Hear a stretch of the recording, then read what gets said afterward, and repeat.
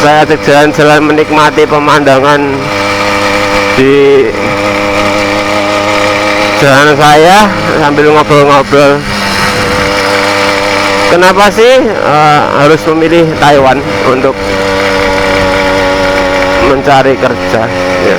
Kenapa nggak Jepang, kenapa nggak Korea, kenapa nggak Kanada, kenapa nggak Australia yang mungkin penghasilannya lebih besar daripada Taiwan. Oke.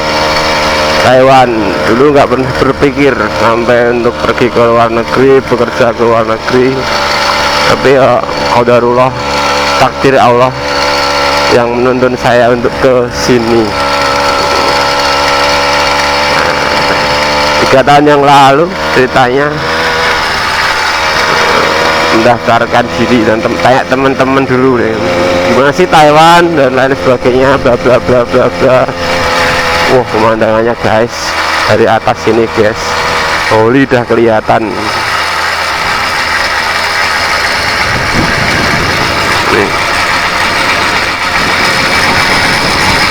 Lanjut lagi dari itu tanya cepet kok berangkatnya kalau ke Taiwan daripada Jepang dan Korea gitu. Oke, coba kita daftar ke PT dan lain sebagainya, pengurusan dokumen dan ternyata saya karantina di PT sekitar 4 bulan baru terbang. Nah, dulu mikirnya Taiwan cepet apa? Berangkatnya cepet, nggak usah lama-lama, paling 1 bulan udah terbang. Ternyata saya tertahan di PT sampai 4 bulan karena apa? Karena dokumennya belum lengkap dan lain sebagainya. Jadi sambil belajar bahasa, terkadang ada ya teman-teman TKL, wah bahasa nggak penting, yang penting kerja. Iya bener, tapi kalau di luar negeri khususnya di Taiwan memang sih bahasa tidak terlalu digunakan secara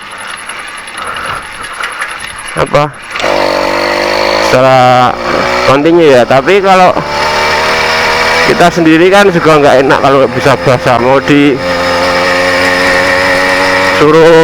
ambil ini nggak bisa, terus beda sama yang disuruh kan kita juga gimana gitu. Jadi mempelajari bahasa negara asing itu merupakan setengah dari kita mempelajari budayanya kawan-kawan. Mana ini? Sini. Soalnya enggak ini.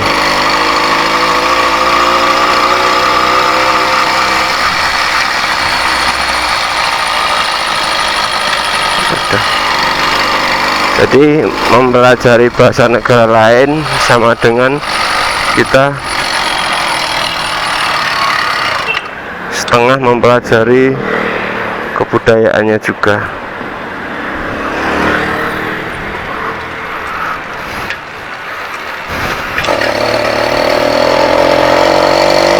Kita sudah sampai Sanchou.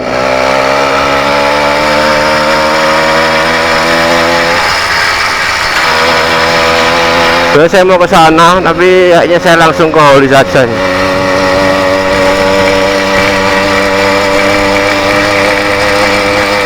Jadi setelah itu saya berangkat ke negeri Formosa berbekal tekad, nekat, dan juga bahasa yang mungkin dibilang lihat juga belum.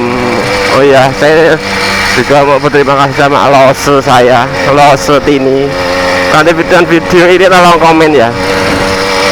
Terima kasih Losetini yang sudah mengajarkan saya dan teman-teman dulu di PT tentang skill atau dasar bahasa dan bahasa Mandarin. Pokoknya terima kasih banget buat Losetini. Semoga apa yang Anda sampean berikan menjadi amal buat sampean, amin. Jadi pegunungannya seperti ini, kondisinya Taiwan di daerah pegunungan, lebih seperti ini. Nah, dan saya pas itu diterima di perusahaan yang lumayan tidak besar, tidak kecil, cuma agak panjang.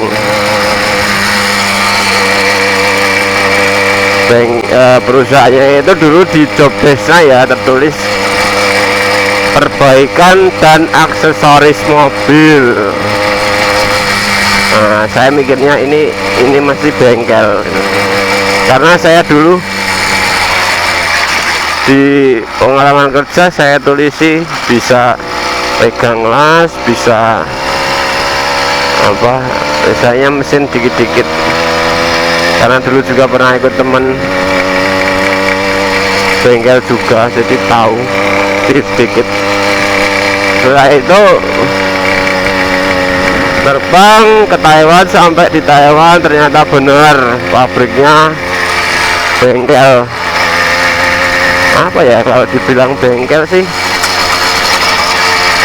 seperti ekspedisi, tapi itu merupakan tekniknya, jadi pemeliharaannya. Jadi kalau kayak di armada transportasi ya, kayak seumpamanya Rosalia Indah gitu, tempat saya itu yang memegang untuk perawatan bengkelnya, teknisi mesin, apa bagian mesinnya, jadi bengkelnya. Ya setelah sampai di Taiwan ya kerjanya seperti orang di bengkel gitu. Kita ganti oli mesin, ganti kerusakan kita yang ganti. Seperti adodel apa yang patah atau gimana ya kita las, seperti biasa di bengkel Indonesia. Setelah berjalannya waktu, perusahaan mengambil atau mendatangkan mesin dari Cina, mesin baru. Jadi kita diganti menjadi perakitan. Wah, naik pangkat bro, perakitan truk mesin Cina.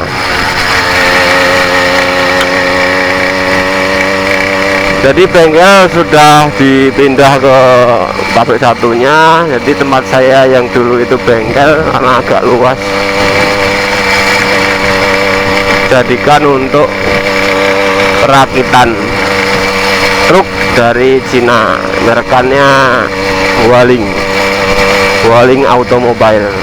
Kalau di badan truknya tulisannya CAMC ya, CAMC tuh. Kalau teman-teman lihat di Taiwan ada truk yang tulisannya depan itu, mobilnya kalau nggak putih ya hijau,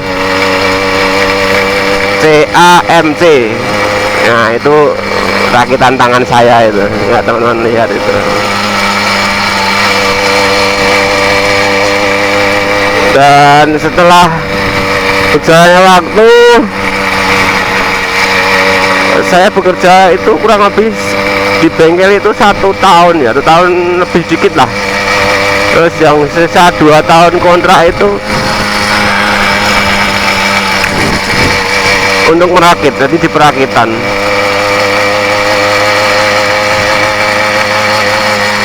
Jadi sampai sekarang saya perpanjang kontrak di sini itu juga sama, langsung di perakitan. Pernah juga sih mandor bengkelnya nawarin, kamu pindah sini aja ke bengkel, gak ada yang, karena nggak ada yang orangnya ya, di bengkel cuma 2 orang, yang di perakitan ada 6.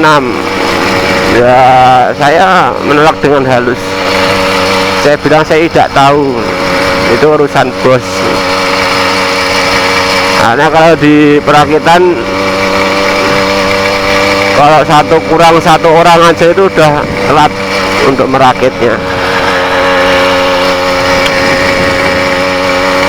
Jadi saya tetap dipertahankan di perakitan, unit perakitan. Seperti itu teman-teman. Untuk masalah gaji standar ya, gak, yang perusahaan yang nggak ada lemburnya cuma hari Sabtu tok. Hari biasa pulang jam 5 itu sama ya teman-teman, ya bisa tahu lah, nggak usah saya bahas berapa gaji saya di perusahaan itu, nggak usah, karena banyak udah teman-teman di channel YouTube membahas tentang gaji TKI Taiwan, banyak sekali, saya nggak usah bahas. Jadi intinya disyukuri, alhamdulillah saja kalau gaji. Saya tidak usah mengejar yang banyak, tapi kerjaannya nyaman, bisa beribadah dengan tenang, itu aja. Alhamdulillah juga teman-teman, orang-orang Taiwan itu juga ya, alhamdulillahnya ya, mereka welcome ya, jadi nggak terlalu harus begini. Jadi posisi jam saya ibadah, jam saya sholat itu mereka tidak mempermasalahkan. Nah, sebagian juga ada yang tidak memperbolehkan ini dan ini. Dan alhamdulillahnya orang-orang di tempat saya bekerja ini mah welcome. Biasanya kan tanya, nah kamu sembahyang jam berapa aja? Saya katakan jam segini. Oh, biasanya kalau udah jamnya itu, kalau saya belum pergi untuk sholat itu malah ditanya, kok belum sembahyang, kamu sembahyang di sana. Nanti pekerjaan saya yang kerjaan dulu, sampai seperti itu. Jadi alhamdulillahnya teman-teman orang-orang Taiwan di pabrik saya sangat welcome sekali.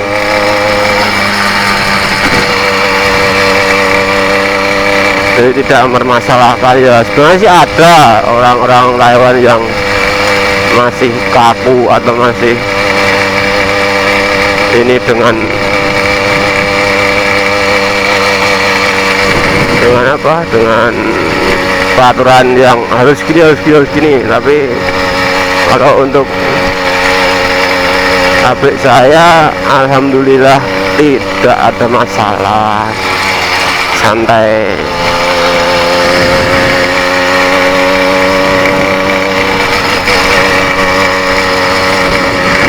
Seperti ini Taiwan Tengah, seperti ini kondisinya, sawah, perbukitan, ladang, bukan di kota ya, saya tempatnya di desa ya. Di desa alhamdulillah masih asri, masih tidak ada kontak atau banyak polusi, jadi lebih enak.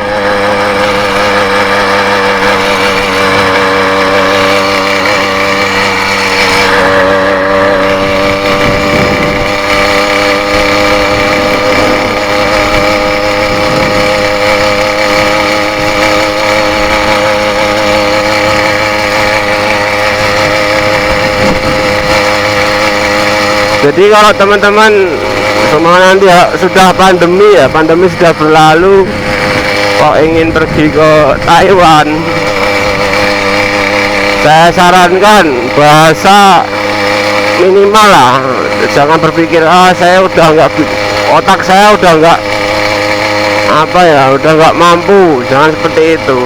Jadi bahasa itu memang sangat penting ya. pelajari, supaya tidak sedikit bahasa itu harus dipelajari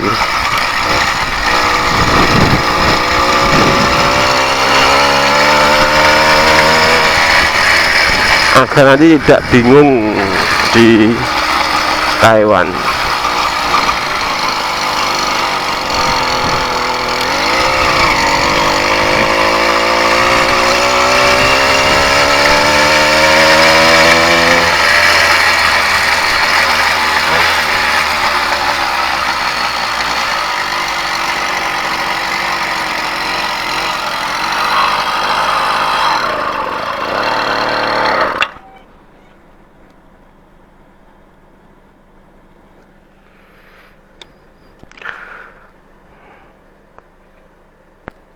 Jadi seperti itu untuk di Taiwan.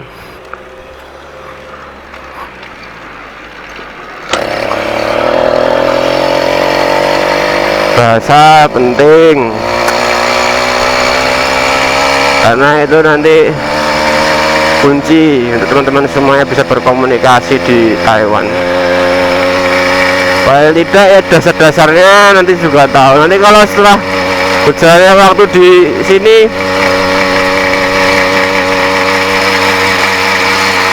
nanti akan apa ya, sering berkomunikasi, sering berinteraksi, nanti akan apa, cepat bisa untuk sendirinya. Tapi kalau untuk pabriknya yang orang Indonesianya banyak, kalau ada kemauan belajar ya pasti cepat. Tapi kalau tidak ya 3 tahun pun nanti belum bisa untuk berbicara bahasa Mandarin.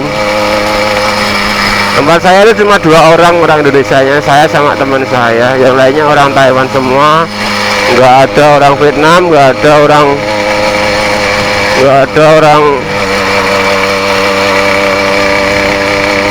Filipina, nggak ada orang Taiko.